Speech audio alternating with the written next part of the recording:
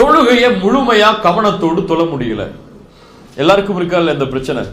என்னால தக்பீர் கட்டினாலே அப்பதான் இருக்கு எல்லா மறந்த விஷயம் எல்லாம் அங்கதான் ஞாபகம் வருது. சாவி எங்க வச்சோம், போன் எங்க வச்சோம், வீட்டுல என்ன பிரச்சனை, வீட்டுல என்ன சாப்பாடு, மனைவி என்ன சொன்னாங்க, பிள்ளைங்க என்ன பண்ணிட்டு இருக்கும், ஸ்கூல் எப்போ விடுவாங்க, ஆபீஸ்ல என்ன மீட்டிங் இருக்கு, எல்லாம் வெளியே இருக்கும் போது ஞாபகம் வராது. தக்பீர் கட்டின உடனே தான் ஞாபகம் வருது. என்ன செய்யறது?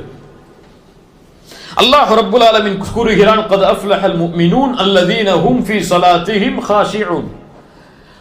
முஃமின்கள் வெற்றி அடைவார்கள், அவர்கள் தொழுகையில் குஷூஓடு தொழுவார்கள். குஷூ ரூஹுஸ் ஸலாத், தொழுகையுடைய ரூஹ் அது. அது இல்லை என்றால் தொழுகை தூக்கி வீசப்படும். தொழுகை தூக்கி வீசப்படும். நம்ம இன்னைக்கு நான் 5 வக்து தொழுகிறேன், 10 வக்து தொழுகிறேன், ஒரு 2 நாள்ல 10 வக்து தொழுகிறேன், ஒரு வாரத்துல எந்த தொழுகையும் விடல, என் வாழ்க்கையில தொழுகையை விட்டதில்ல, கரெக்டா ஃபர்ஸ்ட் ரக்காத்துல போய் தொழுதுறேன் அப்படின்னு நினைக்கிறோம். நாளைக்கு மறுமையில யா அல்லாஹ் நரகவாதியை நிப்பாட்டி இருக்கி மஹதல் அல்லாஹ் பாதுகாக்கணும், நான் தொழுதனே. அல்லாஹ் என்ன கேட்பா? தொழுகையில குஷூ இருந்துச்சா? குஷூ உள்ளத்தில் அல்லாஹ்வை பயப்படக்கூடிய தன்மை. அது தக்பீர் கட்டும் பொழுது அப்படியே முகமெல்லாம் சிவந்து இப்படி பணிவு இறைச்சத்தோட பல பேரை பார்த்தீங்கன்னா தக்பீரை 10 முறை கட்டுவாங்க. வஸ்வசா அல்லாஹ் அக்பர் அல்லாஹ் அக்பர் மறுபடியும் அல்லாஹ் அக்பர் கட்டுவாங்க. ஏன்னா அவங்களுக்கு சூரத்துல் ஃபாத்திஹா வரலையா, முழுமையான கான்சென்ட்ரேஷன் வரலையா, அதுக்காக தக்பீரை மீண்டும் மீண்டும் கட்டுவாங்க. இப்படி தொழுதல் குஷூஆ. அல்ல அப்படியே தலையை தாழ்த்தி நெஞ்செல்லாம் அப்படி குனிஞ்சு பணிவா இறையச்சத்தோட அல்லாஹ்வுக்கு முன்னாடி நிக்கிறது குஷூஆ. அல்லாஹ் இந்த குஷூலாம் பார்க்க மாட்டான். உன் முகம் எப்படி இருக்கு, உங்களுடைய வெளிப்படை எப்படி இருக்கு, எங்க பாக்குறீங்க, எப்படி பணிவா இருக்கீங்க, உங்க உடல் அமைப்புல அல்லாஹ் அதெல்லாம் பார்க்க மாட்டான். கல்வில் இந்த பணிவு இருக்கா? ரப்புக்கு முன்னால் நிற்கிறோம் என்ற எண்ணம் இருக்கா? அரசனுக்கு முன்னால் தலைகுனிய போகிறோம் என்ற உணர்வு இருக்கா? இந்த உணர்வு இருந்தால் தொழுகை முழுக்க அல்லாஹ் அங்கீகரிப்பான். இந்த உணர்வு தக்பீர் கட்டும் போது இல்ல, சலாம் கொடுக்கும் போது இல்ல, வெளியே போகும் போது இல்லைன்னு சொன்னா இந்த தொழுகை அப்படியே அவனுக்கு தூக்கி கொடுத்துருங்கன்னு அல்லாஹ். நீ யாருக்கோ தொழுது இருக்க வச்சுக்கொண்டுருவான். அல்லாஹ் ரப்புல் ஆலமீன் குஷூஓடு தொழுகையை தொழக்கூடிய பாக்கியத்தை தருவானாக. முதலில் குஷூ வருவதற்கு செய்ய வேண்டியது என்ன? குஷூ கல்பில் உள்ளது. கல்புல என்ன இருக்கோ அதான் தொழுகையில வரும். கல்புல அல்லாஹும் அல்லாஹ்வுடைய ரசூலும் மறுமையும் இருந்தா தொழுகையும் அல்லாஹ்வும் ரசூலும் மறுமையும் வரும். கல்புல ஷஹவாத்தும் சுபஹாத்தும் இருந்தா வெளிப்படையிலும் ஷஹவாத்து சுபஹாத்தா வரும். ஷஹவாத்னா என்ன? மனோ இச்சைகள், அசிங்கமான விஷயங்கள். சுபஹாத்னா ஒரு சத்தியத்தை அசத்தியமா பார்க்கிறது, அசத்தியத்தை சத்தியமா பார்க்கிறது. ஷஹவாத்திலிருந்து வெளியே வரணும்னா என்ன செய்யணும்? என்ன செய்யணும்? பாவங்கள், அசிங்கமான விஷயங்கள் வெளியே வரணும், என்ன செய்யணும்? தௌபா செய்யணும். சுபஹாத்தில் சத்தியத்தை அசத்தியமா பார்க்கிறது, ஹலால ஹராமா பார்க்கிறது, ஹலால ஹராமா பார்க்கிறது, ஹராம ஹலாலா பார்க்கிறது. இப்படி இருந்தால் என்ன செய்யணும்? தௌபா செய்யணுமா? இவரு இல்ம கத்துக்கணும், இல்ம கத்துக்கணும். இப்ப இந்த ஷஹவாத்தும் சுபஹாத்தும் யாருடைய கல்புல இருக்கோ இவங்களால குஷூவா தொழ முடியாது. தொழுகைங்கிறது தக்வாவை உருவாக்குற ஃபேக்டரி கிடையாது. தக்வா உருவாக்குற ஒரு மிஷின் கிடையாது. தொழுகை தக்வாவை சமர்ப்பிக்கிற இடம். தொழுகையுடைய வெளியில எப்படி உங்களுடைய நிலைமை அல்லாஹ்வோடு இருக்கோ அதே நிலைமை தான் தொழுகைக்கு உள்ளேயும் இருக்கும். வெளியே ஹராம செஞ்சுட்டு, வெளியே ஜினாவை செஞ்சுட்டு, வெளியே ரிபாவை வாங்கிட்டு, வெளியே அல்லாஹ்வை மறந்துட்டு, வெளியே அல்லாஹ்வுடைய கட்டளைகளை மீறிட்டு தொழுகையில தக்பீர் கட்டின ஒண்ணு அல்லாஹ்வுடைய ஞாபகம்னா வராது. இதான் நமக்கு முதல் டெஸ்ட். அல்லாஹு அக்பர்னு தக்பீர் கட்டின ஒண்ணு கல்புல இருந்து என்ன வெளியே வருதோ அதுதான் கல்புல இருக்கு. துன்யா வெளியே வந்துச்சு, ஆபீஸ் வெளியே வந்துச்சு, ஒய்ஃப் வெளியே வந்தாங்க, மனைவி வெளியே வந்தாங்க, பிள்ளைங்க வெளியே வந்தாங்கன்னா கல்புல இருக்கிறது இந்த சாக்கடைகள் தான். இவங்க சாக்கடைகள் இல்ல, அல்லாஹ்வை மறந்து கல்புல இருக்கக்கூடிய இந்த அசுத்தங்கள். இப்போ இதை வெளியே தூக்கி போடாத வரைக்கும் குஷூ வராது. சொல்றது கிளியரா? கல்புல என்ன இருக்கோ அதான் தொழுகையில வரும். தொழுகையில உட்கார்ந்து கல்புல அமுக்க முடியாது. இப்படித்தான் நீ வரணும்னு சொல்லி முடியாது. மனிதன் அவன் முடியாது. அல்லாஹ் ரப்புல் ஆலமீன் பாதுகாக்கணும். இரண்டாவது, தொழுகையில நிற்பதற்கு முன்னால ஒருத்தனை பயந்து கொள்ளணும். யார் அவன்? ஹன்சம். அவன் பேர் என்ன? ஹன்சம் அல்லது ஹின்சம் அல்லது ஹுன்சம். இந்த மூணுமே அரபி லஃப்ல சொல்லலாம். ஹன்சம், இவனை பயப்படணும். யார் இவன்? அபு உஸ்மான் இப்னு அபி ஆஸ் ரலியல்லாஹு அன்ஹு அல்லாஹ்வுடைய ரசூல்ட்ட வராங்க. ரசூலுல்லாஹி ஸல்லல்லாஹு அலைஹி வஸல்லம் அவங்கள, நான் தொழுகையில தக்பீர் கட்டின உடனே எனக்கும் தொழுகைக்கும் இடையில அல்லது ஓதுறதுக்கும் தொழுகைக்கும் இடையில ஷைத்தான் வர்றான்.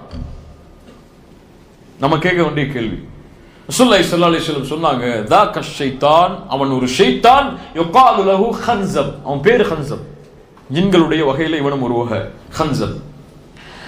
இவன் வந்தால் அல்லாஹ்விடத்தில் ஷைத்தானை விட்டு பாதுகாப்பை தேடுங்கள். அஊது பில்லாஹி மினஷ் ஷைத்தானிர் ரஜீம். அப்படியும் செல்லவில்லை என்றால் இடதுபுறம் திரும்பி கொஞ்சம் இது போன்று வஸ்குல் செய்து கொள்ளுங்கள். இடதுபுறம் திரும்பி வஸ்குல் செய்யணும் சொல்லி பக்கத்தில் நிற்கிறவர் மேல செஞ்சிடக்கூடாது. கொஞ்சம் தலையை கொஞ்சம் சைடா திருப்பி இடதுபுறம் திருப்பி வஸ்குல் என்று செய்தல் ஷைத்தானிடமிருந்து பாதுகாப்பை தரும். முதல் அஊது பில்லாஹி மினஷ் ஷைத்தானிர் ரஜீம். இரண்டாவது, இதையும் தொழுகையில வந்து செஞ்சா மட்டும் ஆகாது. ஷைத்தானை விட்டு தன்னுடைய வாழ்க்கையில எல்லா விஷயத்திலையும் விலகி நிற்கிறவருக்கு அஊது பில்லாஹி மினஷ் ஷைத்தானிர் ரஜீம் சொன்னா ஷைத்தான் ஓடுவான். கல்புலையே ஷைத்தானுக்கு பங்களா கட்டி வாடகை வாங்காம தங்க வச்சிருந்தா என்னதான் வரும்? நீ விரட்டி விட்டாலும் போக மாட்டான். நம்ம விரட்டி விட்டாலும் அவன் என்ன செய்ய மாட்டான்? போக மாட்டான். இப்போ வாழ்க்கையில ஷைத்தான் இல்லைன்னா தொழுகையிலையும் ஷைத்தான் இருக்க மாட்டான். விரட்டினா ஓடிடுவான். வாழ்க்கையில நம்மளே கூட வச்சுக்கிட்டு என்னோடய இரு, பிசினஸ்ல என்னோடய இரு, வட்டியா என்னுடைய தொழில் இரு, கிரெடிட் கார்டா, என்னுடைய பர்ஸ்ல கிரெடிட் கார்டா இரு, இப்படி எல்லா விஷயத்திலும் என்னோட இருந்துங்க, தொழுகையில மட்டும் போனா போக மாட்டான். ஹன்சம் அல்லாஹ்வுடைய தூதர் ஸல்லல்லாஹு அலைஹி வஸல்லம் பாதுகாப்பை தேட சொன்னார்கள். இன்னைக்கு என்ன? எல்லாம் நரகத்தை விட்டு பாதுகாத்து, எல்லா சொர்க்கத்தை கூடு, ஜன்னத்துல் ஃபிர்தௌஸ் சொர்க்கத்தை கூடு, ஆமீன் ஆமீன் சத்தம் போட்டு சொல்றோம். ஆனா ஜன்னத்துல் ஃபிர்தௌஸ்க்காக உழைச்சிருக்குமா ஒரு நாளைக்கு அதெல்லாம் தெரியாது. இப்படியே இல்லையா? அல்லாஹ் முஃமின்களுடைய தன்மையை சொல்லிட்டே வர்றான். முஃமின்கள் இறையச்சத்தோடு தொழுவார்கள், வாக்குறுதிகளை பாதுகாப்பார்கள், ஜக்காத்தை கொடுப்பார்கள், கற்பை பாதுகாப்பார்கள், அமானிதங்களை பாதுகாப்பார்கள், தொழுகையை பாதுகாப்பார்கள், வக்தை விட மாட்டார்கள். இதுதான் முஃமின்களுடைய தன்மை. இவர்கள் சொர்க்கத்துடைய வாரிசுதாரர்கள். இந்த சொர்க்கம் ஜன்னத்துல் ஃபிர்தௌஸ். ஜன்னத்துல் ஃபிர்தௌஸ் சொர்க்கத்தை அல்லாஹ் கொடுனா இன்னைக்கு ஆமீன் சொல்றதுக்கு பல பேர் இருக்காங்க. ஜன்னத்துல் ஃபிர்தௌஸ்க்காக இந்த தன்மையெல்லாம் செஞ்சு உழைச்சமான்னு சொன்னா கிடையாது. அப்படியே இல்லையா? நமக்கு என்ன இன்னைக்கு ஆட்டோமேட்டிக்கா இன்னைக்கு மூத்தானா கூட ஜன்னத்துல் ஃபிர்தௌஸ் போயிடும் நம்பிட்டு இருக்கோம் நம்ம எல்லாம். இன்னைக்கு மூத்தானா சொர்க்கம் பானுக்கு இல்ல, மாஷா அல்லாஹ், அல்லாஹ் பாதுகாத்தவர்களை தவிர. ஆனா ஒவ்வொரு நாளும் தூங்கும் போது கேட்க வேண்டியது கேள்வி என்ன? இன்னைக்கு என்ன செஞ்ச நீ சொர்க்கத்தை அடைகிறதுக்கு? கரெக்டா தொழுதியா? கரெக்டா ஹுஷூவோடு தொழுதியா? ஜக்காத்து கொடுத்தோமா? அமானிதங்களை பேணணுமா? பொறுமையா இருந்தோமா? வாக்குறுதிகளை பேணணுமா? இப்படி அல்லாஹ் கூறிய சொர்க்கவாதிகளுடைய தன்மையை செயல்பட்டுட்டு மூத்தாகும் போது அல்லது தூங்கும் போது நான் சொர்க்கத்துக்கு போக போறேன் இன்ஷா அல்லாஹ்ங்கிற எண்ணம் இருந்தா சரி. நான் என்ன இருக்குன்னு நம்ம ஜன்னத்துல் ஃபிர்தௌஸ் போகணும்னு நினைச்சிட்டு இருக்கோம். அல்லாஹ் ரப்புல் ஆலமீன் ஆமிலின் அமல் செஞ்சாதான் அந்த துவா அங்கீகரிக்கப்படும். துவாவை சும்மா கேட்கறதுனால துவா அங்கீகரிக்கப்படாது. யா அல்லாஹ் நரகத்தை விட்டு பாதுகாத்திரு, நரகத்துடைய கேவலத்தை விட்டு பாதுகாத்திருன்னு சொல்லும் போது, இமாம் சொல்லும் போது ஆமீன் சொன்னா மட்டும் துவா அங்கீகரிக்கப்படாது. அந்த அமலை விட்டு நாம் விலகி இருக்கணும். மூன்றாவது, தொழுகையை கவனத்தோடு தொழுவதற்கு உள்ள வழி நிம்மதியா தொழுவது. நிம்மதியா தொழுவதுனா என்ன? பொறுமையா நிதானமா தொழுவது. தக்பீர் கட்டணுமா, நெஞ்ச நிமித்தி தலைய சுஜூத நோக்கி தாழ்த்தி பணிவா நிற்கிறது. கொஞ்ச நேரமா குர்ஆனை ஓதி முடிச்சிட்டோமா, அழகான முறையில் கைகளை உயர்த்தி ருக்குவுக்கு போறது. ருக்கு செஞ்சிட்டோமா, அதுக்கு பிறகு பழைய நிலைமைக்கு முழுமையா வர்ற வரைக்கும் முதுக நேராக்குதல். இப்படி நிதானமா தொழுகையை தொழுதாலே கவனம் இருக்கும். இன்னைக்கு என்ன? தக்பீர் கட்டுவான், சலாம் கொடுத்துட்டு வெளியே போறதே தெரியாது. அப்படியா இல்லையா? தனியா தொழும் போது இவர் தொழுகையை பார்த்தீங்கன்னு வச்சுக்கோங்க, 1 செகண்ட் 3 செகண்ட்ல முடிஞ்சிடும். இல்ல மாஷா அல்லாஹ். இமாமா நின்னாருன்னு வச்சுக்க, எத்தனை நிமிஷம் சொல்லுவாரு? 10 நிமிஷம் சொல்லுவாரு. இது முனாஃபிக்குடைய தனம். இமாமாக நிற்கும் பொழுதும் சரி, தனிமையா நிற்கும் பொழுதும் சரி, தொழுகையுடைய முறை ஒண்ணுதான். நிதானமாக ரசூலுல்லாஹி ஸல்லல்லாஹு அலைஹி வஸல்லம் தொழுதாங்க. இப்ப நிதானமாக தொழுகை நிறைவேற்றினா தொழுகை கவனத்தோடு வரும். ஸல்லல்லாஹு அலைஹி வஸல்லம் சொன்னாங்க, ஒரு மனிதன் திருடக்கூடிய திருட்டில் மோசமான திருட்டு தொழுகையில் திருடுதல். எப்படி? சுஜூதை முழுமையாக செய்ய மாட்டான், ருக்குஐ முழுமையாக செய்ய மாட்டான், அவனுடைய முதுகுத்தண்டு நேராக மாறாது, நேராக குனியாது சுஜூதில். இவன் தொழுகையில் திருடுகிறான் என்று அல்லாஹ்வுடைய ரசூல் ஸல்லல்லாஹு அலைஹி வஸல்லம் சொன்னாங்க. ஒரு ரசூலுல்லாஹி ஸல்லல்லாஹு அலைஹி வஸல்லம் சஹாபி வந்தாங்க, தொழுதாங்க, நஃபிலான தொழுகை. ரசூலுல்லாஹ் சொன்னாங்க, இர்ஜி ஃபஸல்லி ஃபஇன்னக லம் துஸல்லி, திரும்பி போங்க, தொழுங்க, இன்னும் தொழலன்னாங்க. ரெண்டாவது முறை வந்தாரு, ரசூலுல்லாஹ் தொழுதுட்ட, இர்ஜி ஃபஸல்லி ஃபஇன்னக லம் துஸல்லி, தொழல, மீண்டும் தொழுங்கன்னாங்க. மூணாவது முறை, யா ரசூலுல்லாஹ் எனக்கு தொழ தெரியாது, தொழுகை கற்றுக் கொடுங்கன்னாங்க. ரசூலுல்லாஹ் சொன்னாங்க, சுஜூத் செய்யுங்க, நிதானமா சுஜூத் செய்யுங்கன்னாங்க. ருக்கு செய்யுங்க, நிதானமா ருக்கு செய்யுங்கன்னாங்க. அப்ப அந்த நிதானம் கவனத்தை ஏற்படுத்தும். நான்காவது, தொழுகையில் எங்க பார்க்கிறோம்னு முதல்ல பார்க்கணும். கியாமல நின்ன உடனே முதுக நேராக்கி பார்வை எதை நோக்கி வரணும்? சுஜூதுடைய இடங்கள்ல. சுஜூதுடைய இடங்கள்ல விழும் பொழுது கவனத்தை நீக்கக்கூடிய உருவப்படங்களோ அல்லது விஷயங்களோ இருந்தா அதை நீக்கிறணும்.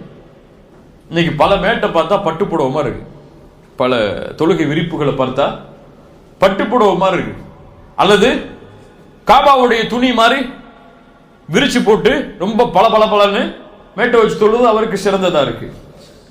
ஆனா இதுவெல்லாம் கவனத்தை திருப்பி விடும். சுஜூத் செய்யக்கூடிய இடம் கொஞ்சம் பிளேனா இருந்தா கவனம் அந்த பார்வையை நோக்கி செல்லும். இல்லைன்னா அங்க போய் ஷைத்தான் அங்கிருந்து வேற பக்கம் திருப்பிடுவா.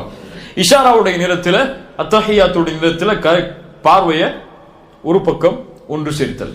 இப்ப இப்படி பார்வையை ஒருமுகப்படுத்துதல் கவனத்தை தொழுகையில ஏற்படுத்தும். ஐந்தாவது, சுத்ராவோடு தொழுதல். சுத்ரா சில இமாம்கள்ட்ட வாஜிப், சில அறிஞர்கள்ட்ட வாஜிப், சில அறிஞர்கள்ட்ட ருக்குன். சுத்ரானா என்ன? முன்னாடி ஒரு தடுப்பை வச்சு தொழுதல், போனை வச்சு தொழுறது இல்ல, ஒரு உயரம் உள்ள ஒரு தடுப்பை வச்சு முன்னாடி வச்சு தொழுதல் சுத்ரா. நமக்கும் அந்த தொழுகைக்கூடிய இடைக்கும் இடையில யாரும் உள்ள நுழையாதபடி அதுக்கு பின்னாடி தான் மக்கள் இருக்கிற மாதிரி சுத்ரா வச்சு தொழுதல். இமாமுக்கு பின்னாடி நிற்கும் போது சுத்ராவை தூக்கி வச்சிடக்கூடாது, இமாம் தான் நமக்கு சுத்ரா. தனியா தொழும் போது, பள்ளியில் நடுப்பள்ளியில தொழும் போது ஒண்ணுமே இல்லாம தொழக்கூடாது. சில அறிஞர்களிடத்தில் அந்த தொழுகை ஏற்றுக்கொள்ளப்படாதுன்னு சொல்லக்கூடிய அறிஞர்கள் இருக்கிறாங்க. ஆனா சுத்ராவை கவனத்தோடு முன்னாடி வைத்தல். சுத்ரா இல்லாம ஒரு இமாம் தொழுதா கூட ஒரு சேரை கொண்டு வந்து முன்னாடி வச்சுட்டு போயிடணும். இது ரசூலுல்லாஹி ஸல்லல்லாஹு அலைஹி வஸல்லமுடைய சுன்னா. இதை செய்தால் தொழுகை கவனமா இருக்கும். நமக்கும் அந்த இடத்துக்கும் இடையில ஒரு தடுப்பு இருந்துச்சுன்னு சொன்னா அதை தாண்டி நம்முடைய பார்வை போகாது. இல்ல யாரை கிராஸ் பண்ணுவா, யாரு போவான்னு அந்த பார்வையிலே நம்முடைய பார்வை திரும்பிட்டு இருக்கும். ஆறாவது, ஹுஷூங்கிறது, முடிச்சிடலாம் 5 நிமிஷத்துல. ஹுஷூங்கிறது தொழுகைக்குள்ள ஆரம்பிக்கிறது இல்ல, வீட்டுல இருந்து கிளம்பும் போதே ஆரம்பிக்கணும். ரசூலுல்லாஹி ஸல்லல்லாஹு அலைஹி வஸல்லம் அதனால தான் உது செஞ்சு கிளம்புங்கன்னாங்க. தொழுகைக்கு போகும்போது நிதானமா போங்கன்னாங்க. ஓடாதீங்க, சக்கீனாவோட வக்காரோட கண்ணியமான முறையில அமைதியான முறையில தொழுகைக்கு போங்கன்னாங்க. அவசரமா தொழுகைக்கு போகாதீங்க. எது கிடைக்குதோ அதை ஏற்றுக்கொள்ளுங்க, எது கிடைக்கலையோ அதை முழுமைப்படுத்துங்க. ஒரு ரக்காத்து விட்டு போனா கூட ஓடி போய் சேராதீங்க. ஓடி போய் சேர்ந்தா ஃபுல் தொழுகையுமே என்ன ஆகும்? பரபரப்புல முடிஞ்சிடும். நிதானமா போய் என்ன ரக்காத்து கிடைக்குமோ அதை ஏற்றுக்கொண்டா போதும். ரசூலுல்லாஹி ஸல்லல்லாஹு அலைஹி வஸல்லம் சொன்னாங்க. ஆனா அது ரசூலுல்லாஹி ஸல்லல்லாஹு அலைஹி வஸல்லம் இப்படி மட்டும் சொல்லல. எப்படி சொன்னாங்க? பள்ளியில உது செஞ்சுட்டு முன்னாடி போய் தஹியா மஸ்ஜித் தொழுதுட்டு சுன்னாவுடைய தொழுகைகளை தொழுதுட்டு உட்கார்ந்து அல்லாஹ்விடத்துல பாவ மன்னிப்பு கேட்டா மக்கள் மலக்கு பக்கத்துல உட்கார்ந்து பாவ மன்னிப்பு தேடுவார். அவர் உட்கார்ந்து இருக்க நேரம் வரை அல்லாஹ் இவரை மன்னிச்சிருந்த அந்த மலக்கு அல்லாஹ்விடத்துல துஆ செய்வார். தொழுகை எதிர்பார்த்திருத்தல் போருக்கு எதிர்பார்த்திருத்தலுக்கு சமம். இந்த ஹதீஸ் ரசூலுல்லாஹ் சொல்லியிருக்காங்க. நம்ம தொழுகையில இக்காமத் சொல்லும் போது ஓடக்கூடாதுங்கிற ஹதீஸை மட்டும் எடுத்து வச்சுட்டு நிதானமா போகணும். அல்லாஹ் ரப்பல் ஆலமீன் பாதுகாக்கணும். ஏழாவது, பள்ளிக்குள்ள போன உடனே ஃபர்த் தொழுகைக்கு முன்னாடி சில பிராக்டிஸான தொழுகை தொழரும். நவாஃபிலான தொழுகை, தஹியா மஸ்ஜித், சுன்னா தொழுகை, இது போன தொழுகைகளை தொழுதா நம்ம தயாராகும் தொழுகைக்காக. அப்ப முழுமையான கவனம் ஃபர்துக்கு வரும். சுன்னத்தான தொழுகை, நஃபிலான தொழுகைகளை முன்னாடி தொழுதா. எட்டாவது, மிக முக்கியமானது, யாருக்கு முன்னாடி நிக்கிறோம்னு நமக்கு தெரியணும். முதல்ல யாருக்கு முன்னாடி நிக்கிறோம்னு சொல்லி. ஷேக் முகமது இன்னைக்கு உங்களை கால் பண்ணி கூப்பிட்டா எப்படி இருக்கும்? ஷேக் முகமது யாரு? இந்த நாட்டுடைய அமீர். அவர் நம்மளை போன் போட்டு வாங்க உங்களை சந்திக்கணும் சொன்னா எப்படி போவீங்க? படபடப்பா மட்டுமா போவீங்க? என்ன பேசணும், என்ன பண்ணணும் எல்லாத்தையும் ப்ரிப்பேர் பண்ணிட்டு அழகான ஆடை உடுத்துட்டு கண்ணியமான ஆடை உடுத்துட்டு அன்னைக்கு போய் ஷாப்பிங் பண்ணி ஆடையெல்லாம் உடுத்துட்டு அத்தர் போட்டுட்டு இருக்கிற அத்தர்ல வெளியே உயர்ந்த அத்தரை போட்டுட்டு இந்த உலகத்துடைய ஒரு அரசராக இருக்கக்கூடியவருக்கு முன்னாடி போய் நிக்கணும்னு விரும்புவோம். ஆனா அகிலத்தின் அதிபதிக்கு முன்னாடி போகும்போது நைட் என்ன ட்ரெஸ்ல தூங்கணுமோ அதே ட்ரெஸ்ல போய் நிற்போம். அப்பதான் வேர்த்து விறுவிறுத்து விளையாண்டு வருவார். அப்ப போய் நிப்பார் தக்பீர் கேட்டுட்டு. பக்கத்தில் நினைக்கிறோம், தொலை கூட முடியாது.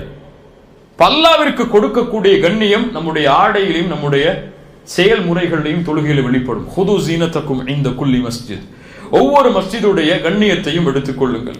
ஆடைகளை அலங்கரித்தல் அல்லது குர்ஆன் என்ன ஓத போறோம்னு சொல்லி முன்னாடியே ப்ரிப்பேர் பண்றது, என்ன ஓத போறோம் அதுக்குடைய அர்த்தம் என்ன அப்படி முன்னாடியே பார்க்கறது, இது போன்ற வழக்கங்கள் எல்லாம் தொழுகையில் கவனத்தை கொண்டு வரும். 9வது, இது நமக்கு எவ்வளவு சொன்னாலும் நமக்கு வராது, இல்ல மாஷா அல்லாஹ், அல்லாஹ் பாதுகாத்தவர்களை தவிர, என்ன தொழுகையில ஓதுறோன்னு நமக்கு தெரியணும். முடிச்சார் 5 நிமிஷம் சொல்லிட்டாரு அவரு. பாபா என்ன தொழுகையில ஓதுறோம்னு சொல்லி நமக்கு தெரியணும். என்ன ஓதுறோம்? சுப்ஹான ரப்பியல் அஸீம். எத்தனை பேருக்கு அர்த்தம் தெரியும் சொல்லுங்க, நீங்க சொல்லுங்க.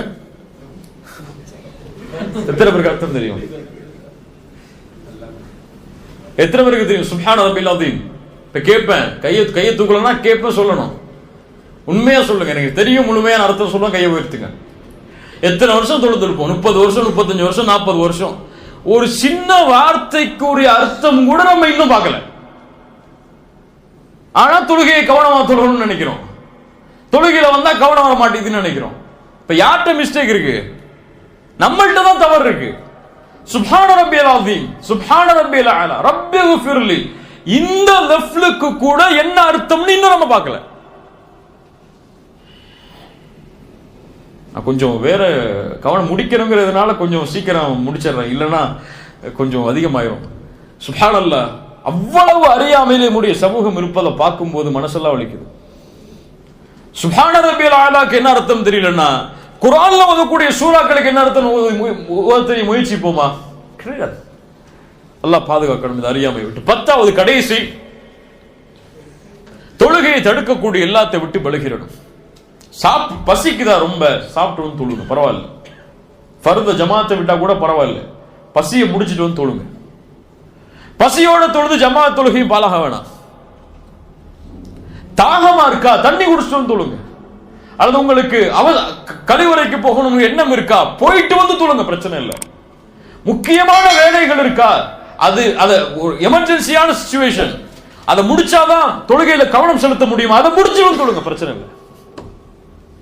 ஆனா 2க்கு இடைப்பட்டதுல இதையும் வாங்கி போட்டுட்டு அதையும் வாங்கி போட்டுட்டு தொழுது எந்த பணத்தையும் இல்லாம போறதை விட எல்லாத்தையும் முடிச்சுட்டு வந்து நிதானமா தொழுறது நல்லது. இதை எடுத்துடக்கூடாது. இதை நான் வழக்கமா எடுத்துக்கொள்வேன். எம்டிட்ட போன் பேசிட்டு வந்தா தொழுதா நிம்மதி வரும், அல்லது வீட்டுல போய் சாப்பிட்டு ஒய்ஃப் கையால உணவை வாங்கி சாப்பிட்டாதான் நிம்மதி இருக்கும், அதுக்கப்புறம் தான் தொழுவேன்னு சொல்லி இதெல்லாம் காரணமா கட்டக்கூடாது. அவசரமான நிலைமை அல்லது தடுக்க முடியாத சூழ்நிலை வரும்பொழுது அதை செஞ்சுட்டு வந்து ஊர்ல எமர்ஜென்சியா ஒரு கால் வந்துச்சு, கட் ஆயிடுச்சு, என்னன்னு தெரியணும்.